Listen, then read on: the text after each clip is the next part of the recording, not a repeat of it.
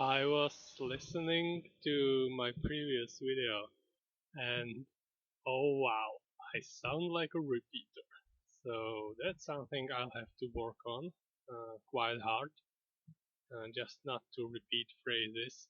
Um, it may sound um clear and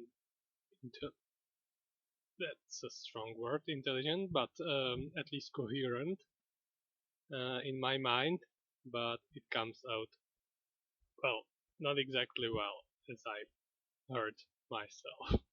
And then there are the usual suspects as uh, my pauses between sentences and filler words. So I really have to work on these. I painstakingly removed them from my native language, so I should do my best to do the same for English sooner or later. Outside of these, I do have to repeat myself that it's making me feel good when I'm just simply talking about something I enjoy as much as I enjoy playing a game like Neverwinter. I have more themes and things that I can talk about than I thought. Um, I've already picked my next one, which I'll go through once I'm done with the two big DLCs, or some people see them as sort of a replacement for the original campaign, Neverwinter. And when I'm done with that, I have another huge chunk of my childhood to talk about. I'm quite happy about it, quite excited, since it's quite special for me. Uh, I'm happy about that. Now, about my current playthrough, uh, which sent me on a nostalgia trip uh, through Neverwinter.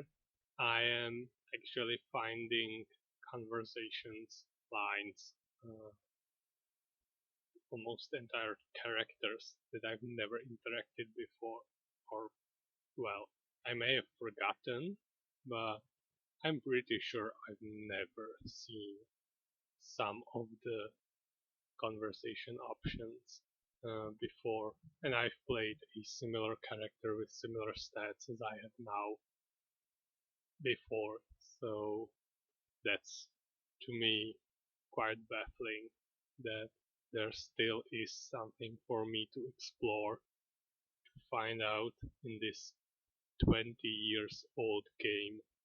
It's great. It's an awesome feeling. So I'm having a lot of fun. Uh, I am quite sure that most people out there are not aware of not just the rule book or rules for the universe of Neverwinter Nights and Forgotten Realms as a whole, but even about the existence of something like that.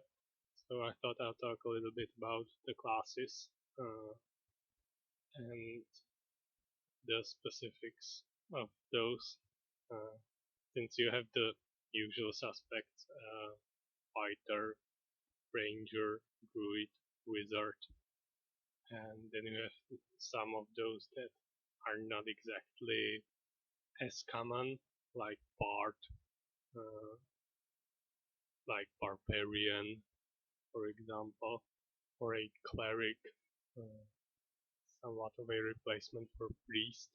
Some people might know from games like WoW. You have a paladin, and then there are prestige classes that were introduced in the DLCs.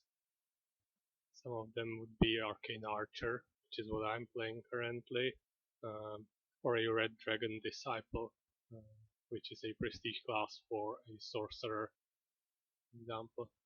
And you can combine those classes many different ways. You can have up to 3 classes. Those prestige classes have requirements. You need certain feats. Feats are something like dual wielding, weapon focus, improved critical strikes, or feats that improve your spellcasting abilities, that allow you to cast while moving, fight while blinded, and many others. There are so many different feats in just the first game and those 2 DLCs. Then the second game comes with even more and one DLC of its own. So the system is huge. Then there are skills and attributes. Attributes directly affect both skills and feats and basically everything about your character. Skills are something like persuasion, which enables more options during conversations, or stealth, healing, lore. Lore is an interesting skill. It allows you to identify the loot that you receive without having to pay for the identification process from the merchant. And there is intimidate, which is similar to persuasion. Then there are rogue skills other than stealth, like pickpocket or disabling traps and so on. Those are the skills, and then there are attributes that would be strength, dexterity, constitution, intelligence, wisdom, and charisma. And those affect both your, as I mentioned, skills, feats, the ability to cast spells. For example, sorcerer needs charisma to be able to wield spells. Wizard needs intelligence, and so on. By the way, sorcerer is one of my favorite classes. The idea behind it, I just find it very interesting. Well, that's about classes, feats, and attributes. I wanted to touch upon the equipment a little bit, but I think I'll keep that for the next one because I'm already quite deep into the video without really talking about anything that happens in the game. So I guess it's time for Coldwood, which is another part of um, the third chapter, the first one. I'm usually visiting. There is some small or problem, so it's on us to take care of that. Then we continue towards deeper parts of Coldwood, all the way to the tomb, where we get to make a deal with a succubus. Spoiler alert, these don't usually go well, and by the time we are leaving, we get some tomes for one of the quests we received in the well, and we continue to a wizard's dungeon where a wizard who trapped himself inside of a wart after he stole the snow globe that we need to retrieve one of those words of power.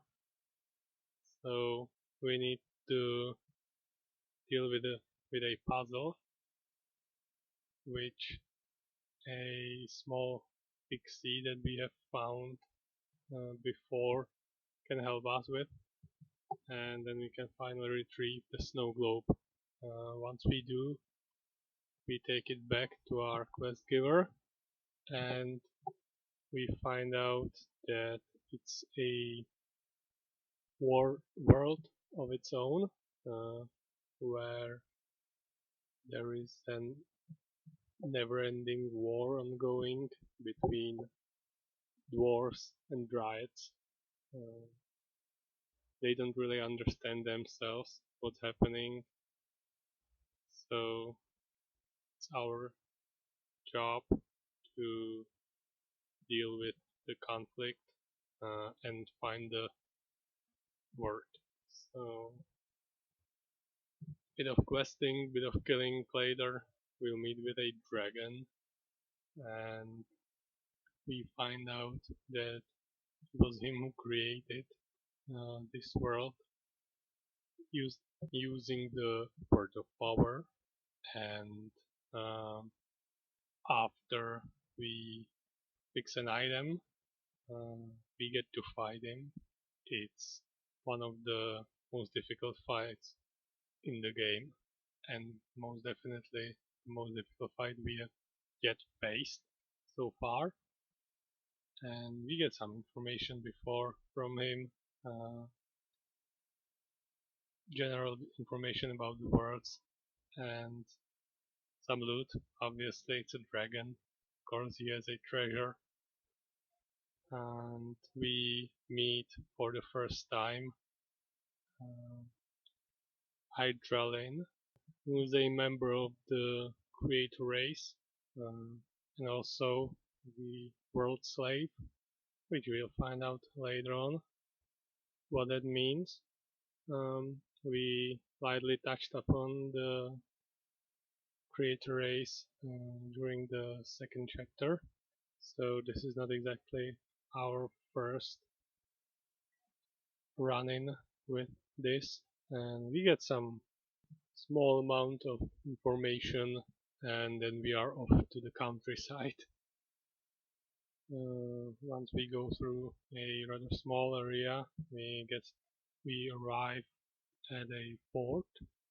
There is a local war ongoing. There are orcs, there are elks, and we are to exterminate the best. So that's what we do, and then we continue to create race ruins, which is a very important area for the third chapter and for the game itself.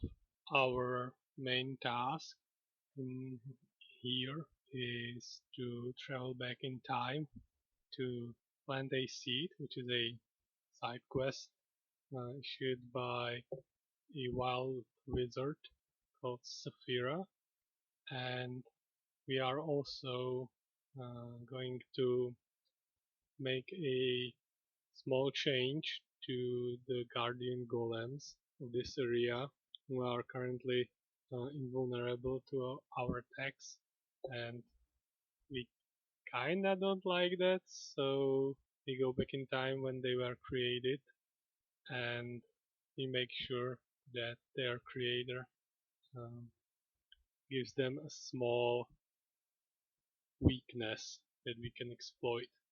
So that's what we do. We use a something called sundial and travel back in time, make some slave workers of the creator race do what we need.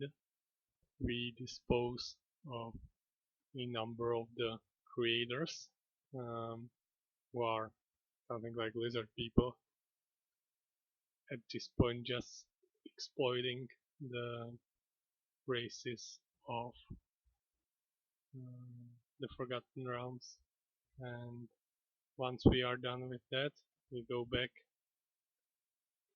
to the present after meeting our arch enemy Morak when she was still young. You can talk to her, get some answers, more questions, and uh, we plant the seed and get our next word of power, which was previously guarded by the immortal golems. We get to fight a Balor Lord, which is a demon. quite an interesting enemy. And well, next time I'm definitely finishing chapter 3. I really have to.